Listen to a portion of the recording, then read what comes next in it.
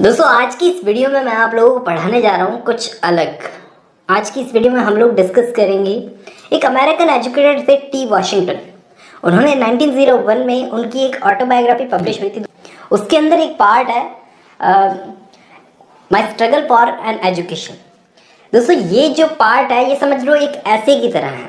आज इसको डिस्कस करेंगे। आज की वीडियो बहुत ही कमाल की होने वाली है। पूरी ऑटोबायोग्राफी को कवर करूंगा। अगर आपको ये पसंद आती है तो आज की वीडियो को एंजॉय करना शुरू करते हैं। दोस्तों इस वर्क के जरिए राइटर ने हमें ये बताने की कोशिश की है कि जिस टाइम पर वो एजुकेशन पाने की कोशिश कर रहे थे उस टाइम पर उनके लिए एजुकेशन पाना कितना मुश्किल रहा होगा। आज का अमेरिका जो हम देखते हैं और उस टाइम का अमेरिका, दोनों में बहुत फर्क था दोस्तों। उनके लिए स्कूल्स अलग से होते थे, गोरे लोगों के साथ वो नहीं पढ़ सकते थे, और भी बहुत सारी प्रॉब्लम्स थी इनके साथ में।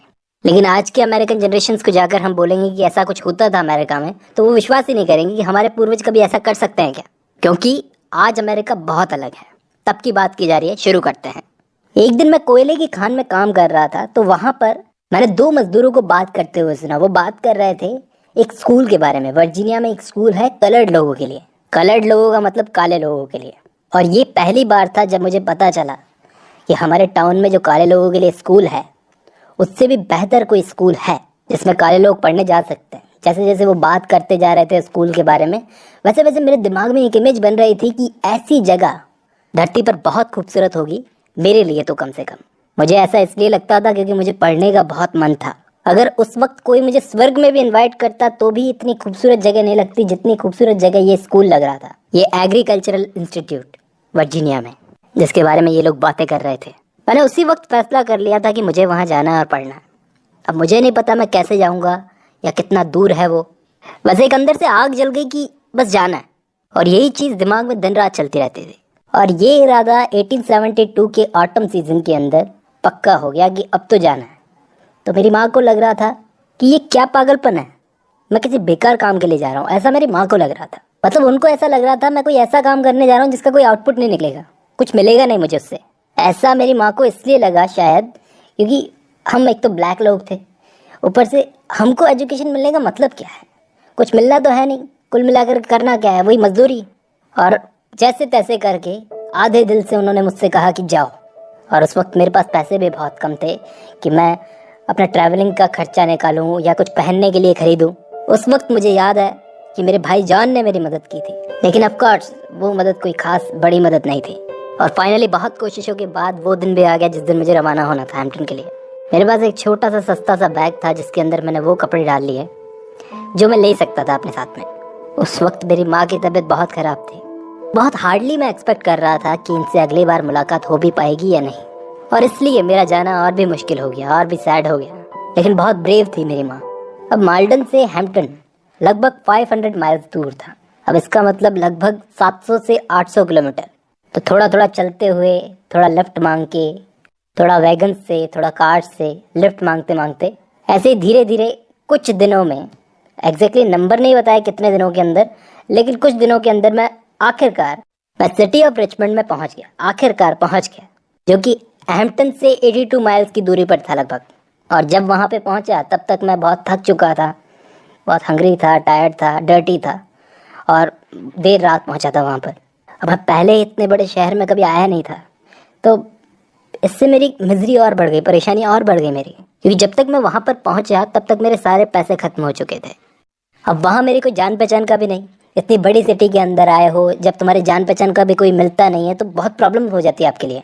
अब ये लोग थोड़े अलग थे, बड़ी सिटी वाले थे, कैसे इनसे पूछूं, कैसे इनसे जान पहचान बढ़ाऊं, कुछ समझ नहीं आ रहा था।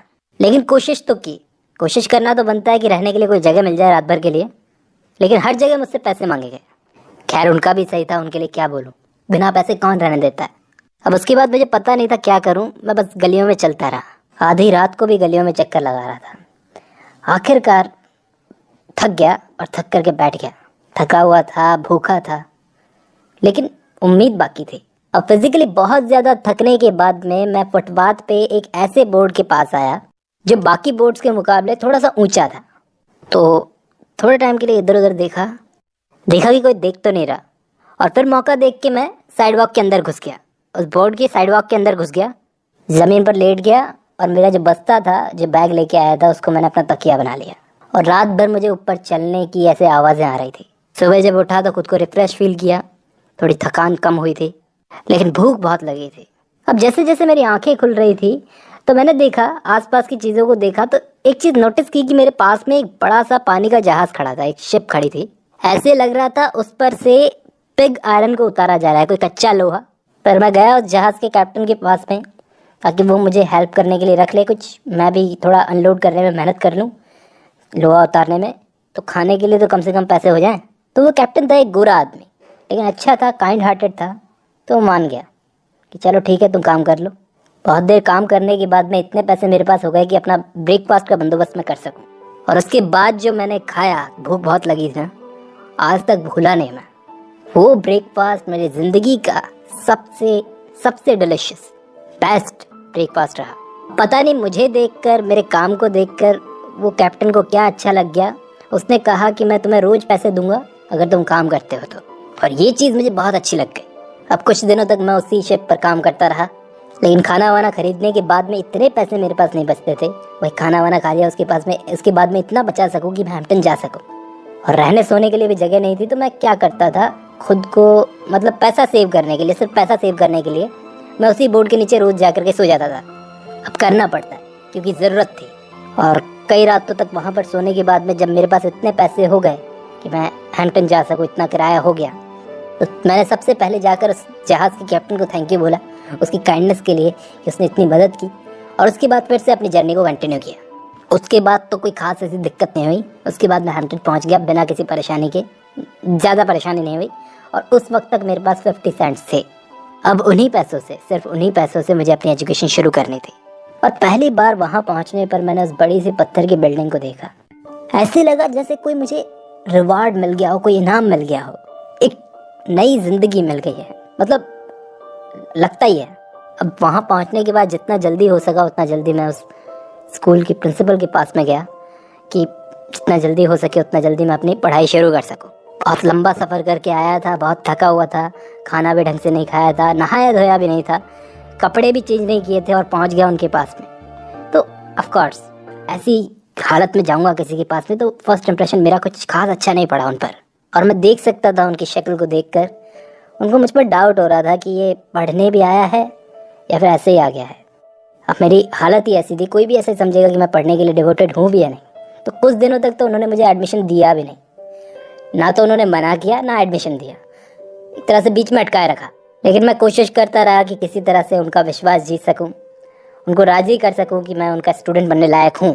जब मैं उनको इम्प्रेस करने की कोशिश कर रहा था तो मेरी ही आंखों के आगे दूसरे स्टूडेंट्स को तो मेरी आंखों के सामने एडमिशन मिल जाता था, लेकिन मुझे नहीं। इतने दिनों से मैं इम्प्रेस करने की कोशिश कर रहा हूँ लेकिन मुझे नहीं मिल रहा। तो ये चीज़ मेरे डिस्कम्फर्ट को और बढ़ा देती थी।